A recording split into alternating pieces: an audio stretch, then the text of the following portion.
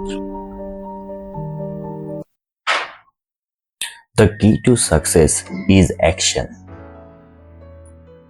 অনেকে মনে করেন সফলতা আসে ভাগ্য, প্রতিভা বা বয়সের কারণে, কিন্তু বাস্তব সত্য হলো সফলতা আসে কাজে করার মাধ্যমে, বারবার চেষ্টা করার মাধ্যমে, ব্যর্থতাকে শেখার মাধ্যমে।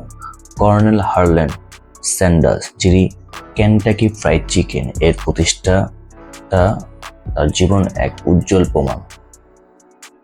তার জীবন ছিল সংগ্রামে ভরা, অনেক ব্যর্থতা, অনেক প্রত্যাখ্যান, কিন্তু তিনি কখনো হার মানেননি। এই গল্প আপনাকে শেখাবে কিভাবে কাজে লেগে থাকলে, নিজের প্রতি বিশ্বাস রাখলে আর কখনো হাল না ছাড়লে জীবনে সত্যিকারের সফলতা আসে। হারল্যান্ড স্যান্ডার্স জন্মগ্রহণ করেন 1990 সালে ইন্ডিয়ানার এক ছোট্ট শহরে। মাত্র 6 বছর বয়সে তিনি তার বাবাকে হারান, ফলে তার মা বাধ্য হয়ে কাজ করতে যান আর ছোট্ট স্যান্ডার্স পরিবারের দায়িত্ব নিতে শুরু করেন।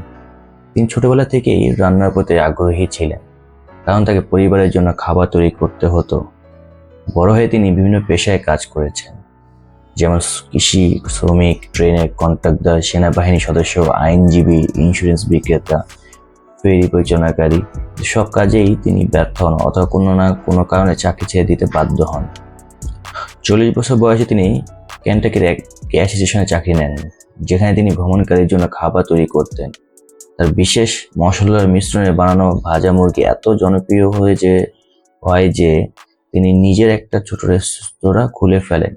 কিন্তু 65 বছর বয়সে ভাগ্য আবার তাকে কঠিন পরীক্ষায় ফেলে।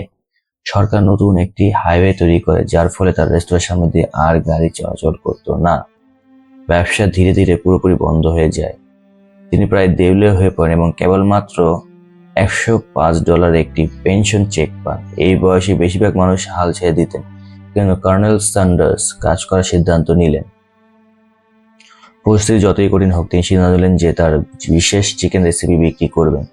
তিনি নিজের প্রেসার কুকার এবং মশলা নিয়ে বেরিয়ে পড়লেন, রেস্তোরাঁর দরজায় দরজায় গিয়ে তার রেসিপি বিক্রি করার চেষ্টা করলেন। শর্ত ছিল রেস্তোরাঁগুলো তার রেসিপির ব্যবহার করে মুরগি রান্না করবে এবং লাভের একটি অংশ তাকে দেবে, কিন্তু কোনো রেস্তোরাঁয় রাজি হচ্ছিল না। প্রায় 1009 বার তাকে না বলা হয়েছিল।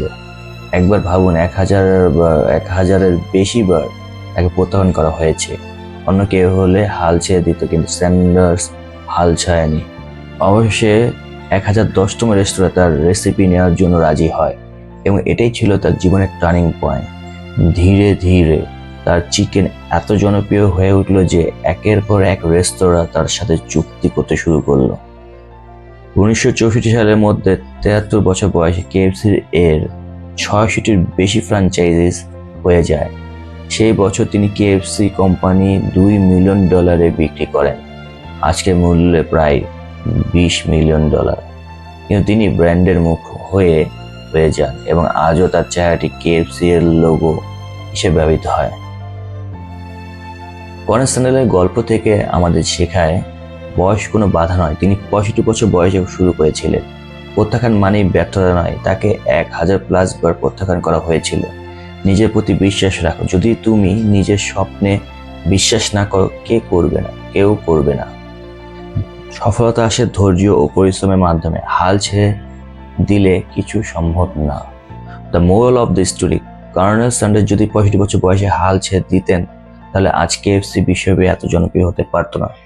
তোমার স্বপ্নের জন্য তুমি আজও প্রথম পদক্ষেপটি নিচ্ছ।